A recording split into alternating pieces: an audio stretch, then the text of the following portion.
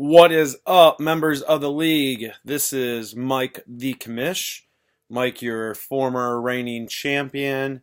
Mike, currently with another stranglehold on the North, and one of the big four that has started to become what the league is at this point. It's coming down to basically four teams. As a recap of last week into this week, it's more a question of which one of these four teams are going to win it. How are they going to do it? Maybe Jason's going to surprise us. But I want to do a little entourage for each one of our teams that have actually made the extra effort, gone the extra mile to make their teams what they are today.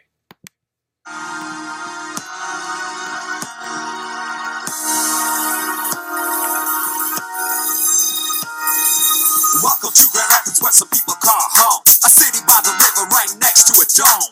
Van Andel, light your candle at the vibe where the ladies are too hot to handle. That's the Grand Rapids Brewers. Brewmasters, brew, whatever you happen to be. Nice job, Brian, so far. For my boy Brandon.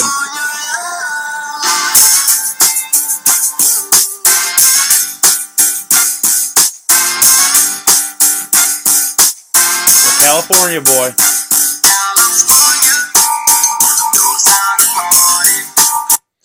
For Doug, it was a little bit more difficult. You know, out of the country, out of Midland. There's nothing really about Mastodons, but I think Doug might enjoy this one a little bit. Anyhow, without further ado, here's Midland.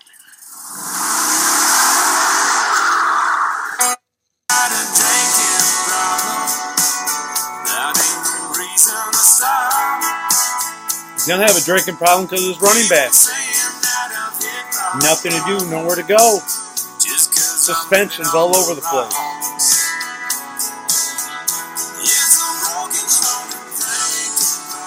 And finally, the big dog. These Chicago Bombers. Kanye wanted to do a little something for me. Yeah.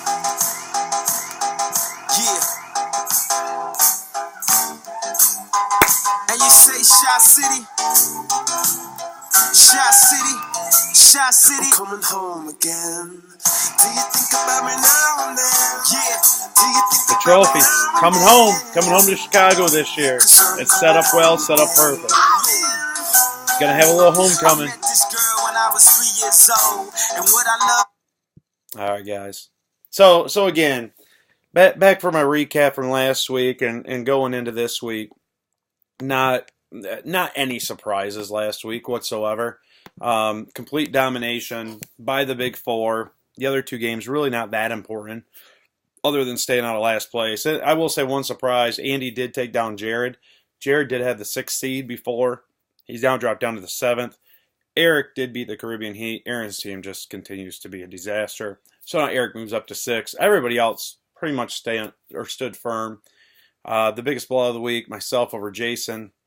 Another statement win for myself, about a 93-point win, and I left a lot of points on the bench. So that was last week. We're going into this week. This week I'm expecting a lot of the same.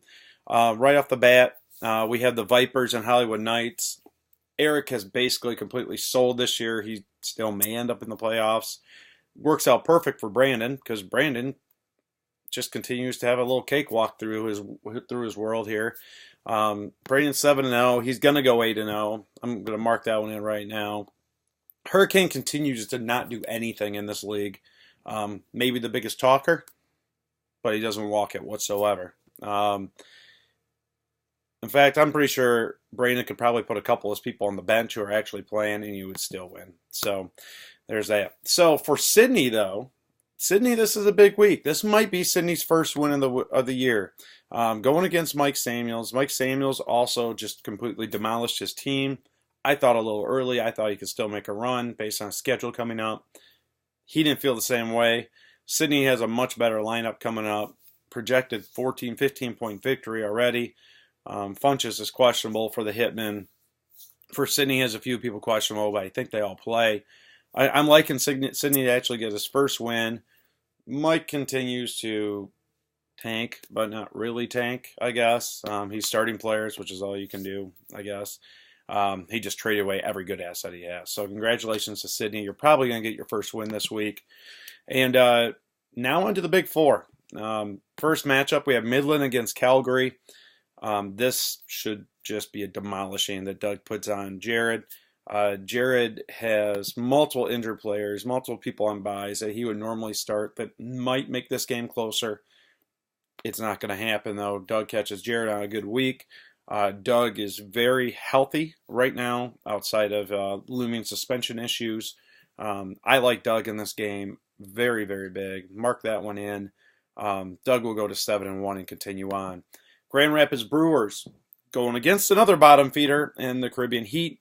Aaron, again, has pretty much sold everything. Wait, no, he didn't really sell much of anything. His team just sucks this year. For the Brewers, again, relatively healthy. A little concerned. Michael Thomas didn't practice the other day. Gordon also didn't practice. I expect them both to play.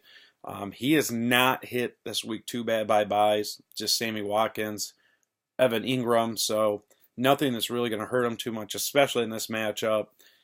I mean, Aaron just, unless he has some complete explosions out of Alex Smith against Denver, which I don't see happening, or Kareem Hunt versus Denver, which I don't see happening either, or Hopkins against Seattle.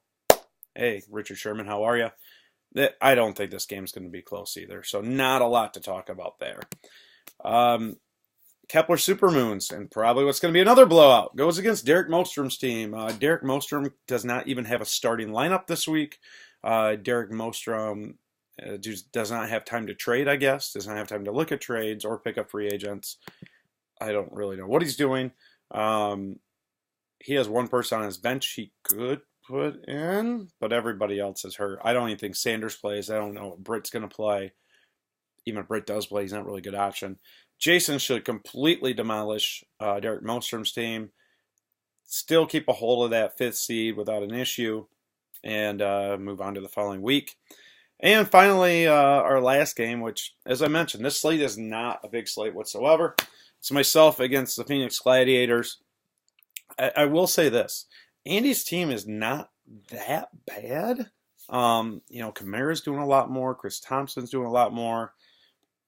Diggs could always be doing something big. Same with Hilton. Deshaun Watson has had a great year. He actually has some talent on there, albeit young. It's just not the type of talent that I have out in Chicago. Expecting some big returns from every one of my players who's starting. I did get hurt this week on byes. I'm missing Gurley, Murray, Hearns, Mariota. Yeldon is actually relevant at this point, and I guess Jamal Williams too. Martavis Bryant's just taken himself off the team. So really I have, and AP. So I have 8 or 9 people on byes at this point. I don't think it affects me versus Andy, but I think the game will be a lot closer than the 46, 47 point spread that they gave me. So again, this week, I don't think there's going to be a lot of surprises. I don't think there's going to be anything crazy happening.